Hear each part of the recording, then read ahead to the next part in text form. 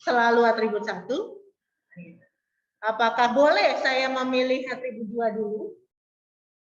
Nah, bagaimana caranya? Kan gitu ya. Nah, pertanyaan-pertanyaan itu akan kita jawab ke penjelasan berikutnya adalah bagaimana membentuk model decision tree dengan menggunakan tree induction algorithm.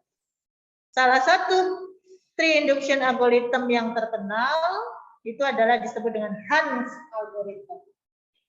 Hans algorithm, di mana Hans algorithm ini banyak dipakai di produk-produk decision tree seperti CRT, ID3, C4 itu jenis ya, jenis dari algoritma yang mengadopsi algoritma Hans. Oke. Nah, seperti apa algoritma Hans? Nah, ini.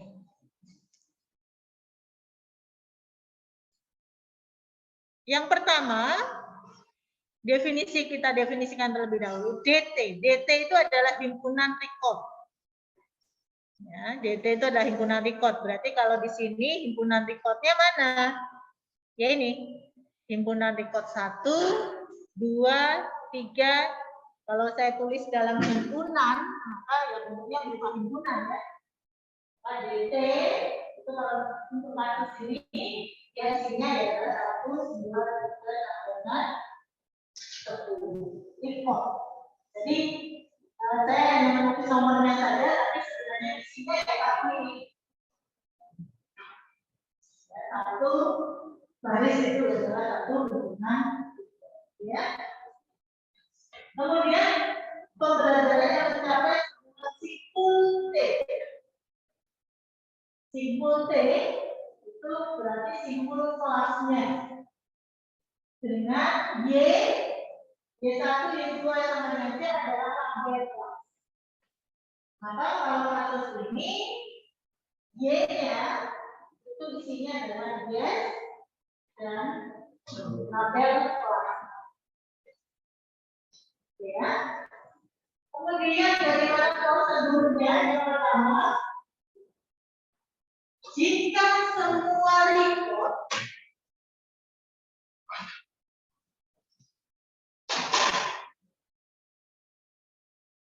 jadi ulang-ulang kita tetapkan sebuah simpul. Ulang-ulang kita buat sebuah simpul yang isinya semua DT. Isinya semua anggota DT. Berarti ulang-ulang kita buat simpul yang isinya kita buat adalah ya. Nah, kemudian dicek jika semua dalam DT menempati kelas yang sama. Ada dua cara. Maka simpul ini dirubah menjadi simpul daun. Maksudnya menempati kelas yang sama. Kita lihat record 1 sampai record 10. Apakah di sini kelasnya sama? Kalau dia kelasnya sama, dia sudah langsung jadi simpul daun. Simpul daun ini kita beri label sesuai dengan kelas. Kemudian jika DT itu adalah hubungan kosong, maka T itu dianggap sebagai sebuah simbol daun dengan label kelas di dalam kali. Kemudian yang penting, jika DT terdiri dari tipe-tipe yang bertepatnya lebih dari satu, seperti ini contohnya. Ada yang kelas C, ada yang kelas B. Maka kita menggunakan sejumlah atribut teks atau kita sebut dengan splitting atribut untuk membagi data ke dalam hubungan bagian yang lebih kecil. Ya, contohnya ini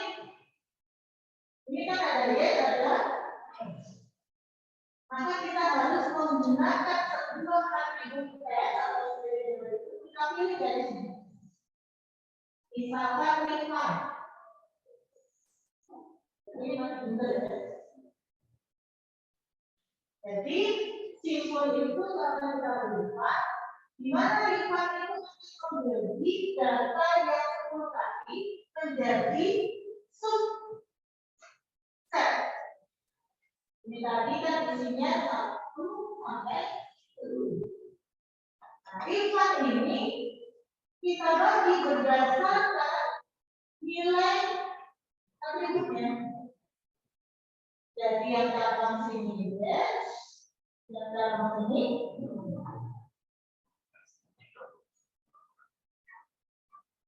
siapa yang masuk yes?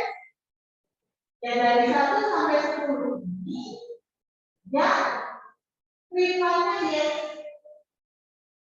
1 sampai 10 yang refine yes. Apa itu? Apa saja? 1 sampai 10 yang refine yes. Bukan yang kuasa yes. Kalau saya bilang kuasa yes seperti ini. Tapi yang di sini adalah refine yes. 1, 4,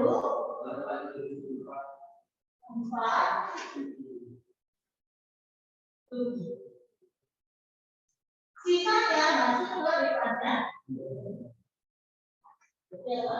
2, 3, 5, 6, 8, 9. Ini cara membagi datanya. Ini menjadi subset dari 1. Nah, kemudian diulang lagi di sini. 1, 4, 7. Ulang lagi, rekursif. Berarti rekursif itu ada ulangan. Mulai dari depan. Dicek lagi 1, 4, 7. Apakah sama? 1, 4, 7. Mengenali kata yang sama? Iya. Apa kelasnya? No, maka ini langsung berubah menjadi simpul dengan nama no. Ya. Lalu yang satunya kita lihat. 2, 3, 5, 6, 8, 9, 10. 2, 3, 5, 6, 8, 9, 10. Apakah menempati kelas yang sama? Tidak. Maka perlu dipecah lagi. Tentukan seperti atribut misalkan antara status. Kita lagi menggunakan marker status. Misalkan di sini kita bagi berapa? Boleh. Nanti ada jenisnya.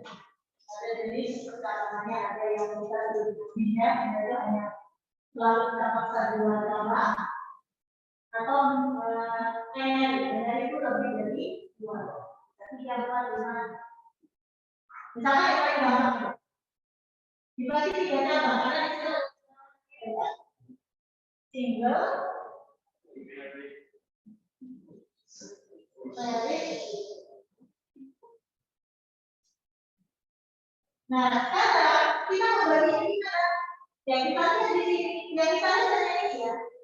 Tidak lagi yang semua, kalau ini tadi yang semua, kalau yang ini hanya 2, 3, 5, 6, 8, 10. Yang masuk single berapa?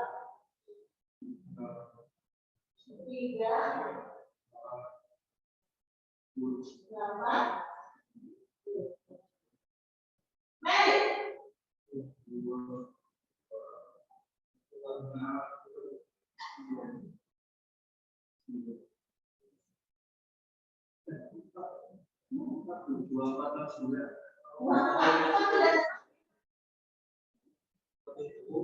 Yang kita bagi hanya 4, 8, 9.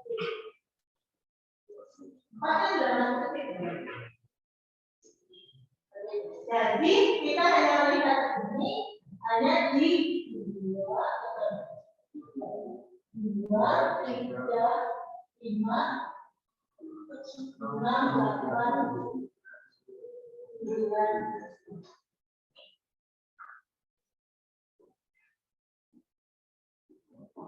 Yang di pos ada 5.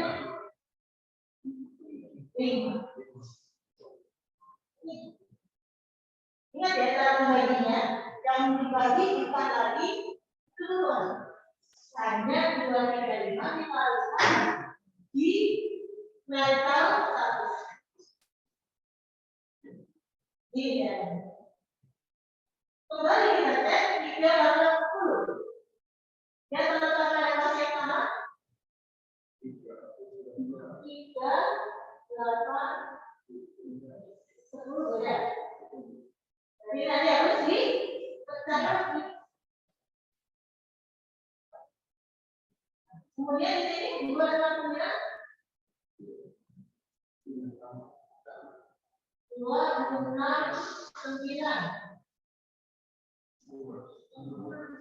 Sama, apa maksudnya? No.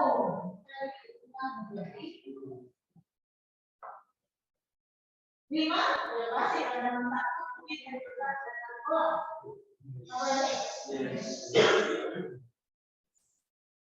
Nah, percabarannya di sini bagaimana? Jadi kita harus menggunakan splitting atribut yang belum pernah dipakai. Kalau kita pakai yang sudah ada, lain bukan lain. Jadi kita gunakan yang. Nah, pertanyaan, apakah selalu berikan? Boleh nggak kalian satu dulu? Bagaimana memilih splitting atribut yang baik? Ada pertanyaan dulu, bagaimana algoritma akan bekerja?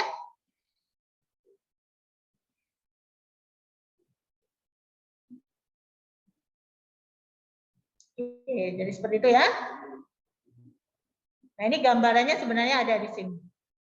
Hanya pengelompokan-pengelompokannya tadi yang tidak saya jelaskan. Nah, kalau di sini dia langsung dibagi menjadi 2 saja. Single divorce, married. Nah, ini nanti juga muncul pertanyaan, kalau single divorce kenapa harus digabung dengan single divorce? Kenapa enggak single married? Boleh nggak single married? Boleh. Kemudian di sini divorce, nanti ada teknik. Tapi yang penting kalian paham caranya membagi nanti ya. Baginya seperti itu. Nah, ini yang per problemnya.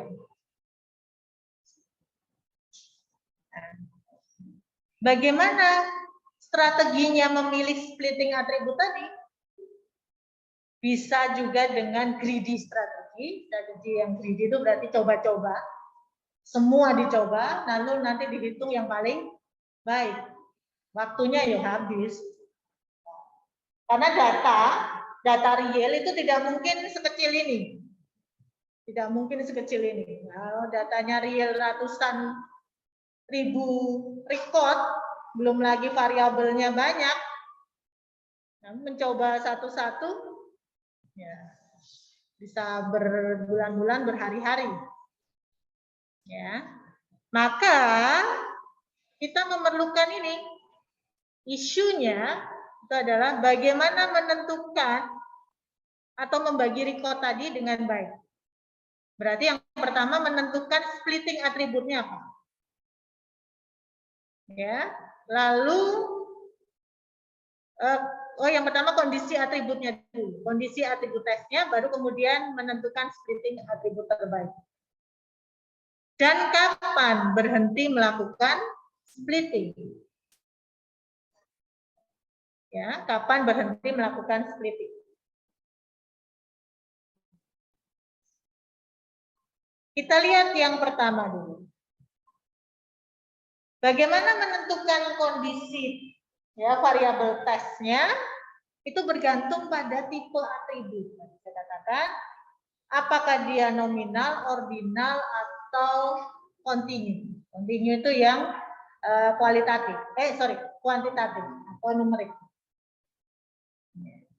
Kemudian juga kita bergantung juga pada jumlah cara membagi. atau apakah menggunakan two-way split, berarti dia pasti selalu dibagi dua, ataukah boleh multi-way. Kalau yang saya contohkan di situ multi-way. Kalau yang ada di PPT itu two-way, dipaksa menjadi two-way. Nah, ternyata ini juga nanti akan berbeda nanti tekniknya. Kita lihat juga untuk yang nominal atribut, data nominal. Data nominal itu yang paling cocok kan tadi dikatakan, yang paling cocok untuk kondisi klasifikasi. Nah, hanya di sini bisa multi-way, bisa two-way. Two-way itu disebut juga dengan binary split, karena hanya ada dua, biner, 0 dan 1. Ya. Bagaimana untuk yang multi-way? Gampang. Karena nanti percabangannya kan boleh banyak. Boleh banyak, ya, sesuai dengan banyaknya nilai variabelnya, nilai atributnya. Jadi kalau ada nilai atributnya 3, ya cabangnya 3. Kalau atributnya 4, ya cabangnya 4. Hati-hati, tapi bukan kontinu, ada 10 nilai semuanya di itu yang beda. Karena kalau kontinu nggak bisa langsung dibuat sesuai dengan masing-masing nilai, nggak boleh. Karena dia bukan kategori, ya. Ini khusus untuk yang kategori atribut, ya. Kemudian untuk yang binary split, maka harus ada dibagi dalam himpunan-himpunan bagian. Kalau ada 3 nilai, ya berarti kita bagi menjadi 2. Entah itu dikelompokkan sport luxury, misalkan pada contoh ini, kemudian family, atau family luxury sport, misalkan seperti ini. Ya. Nah, yang berbeda itu adalah numerik. Ordinal. Kalau numerik bebas, membaginya bebas. Kalau ordinal, nah ini, karena ordinal itu ada urutannya, ada tingkatannya. Pada saat kita menggunakan binary split, ya, kalau multi-way, ya sudah sesuai dengan jumlah cabang, mirip seperti nominal. Yang berbeda itu adalah pada saat kita ingin menggunakan binary split. Nah, itu pembagian subhimpunannya tidak boleh sembarangan. Harus tetap memperhatikan urutan. Contoh di sini small, medium, large. Small, medium, large itu kan levelnya sudah jelas ya. Small, medium, large. Jadi kalau yang small dan medium itu saya gabungkan dibandingkan dengan large masih worth it ya, masih levelnya tetap sama kan? Small, medium dibandingkan dengan large. Jadi kan tetap benar, urutannya tetap benar. Tapi akan berbeda kalau small dengan large digabungkan, urutannya sudah berubah. Ya. Jadi itu yang membedakan antara ordinal dengan numerik. Sehingga kalau pembagian yang menggunakan tipe ordinal tadi harus tetap memperhatikan urutan. Jadi small, medium boleh digabung, kemudian large. Atau medium, large digabung, small sendiri. Ya. Yang tidak boleh lompat urutan. Ya, lompat urutan. Small dengan large dikumpulkan, kemudian medium sendiri. Itu nggak boleh. Perlu ada terjadi perubahan urutan.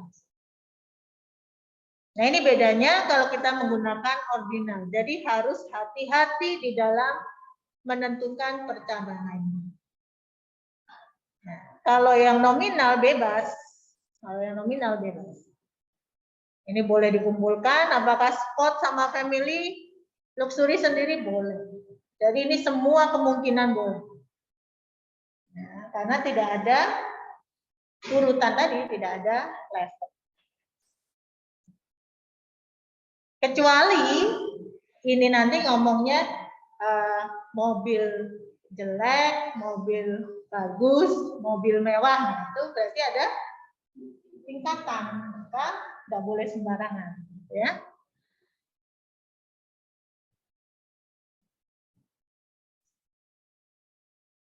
Nah ini kalau untuk splitting yang atribut kontinu ini ada perlakuan khusus, harus pertama kali ada penanganan yang berbeda, ya. Masih ingat proses salah satu tekniknya adalah diskritisasi. Diskritisasi itu merubah dari kontinu menjadi diskrit. Dan ada dua teknik kan? Masih ingat?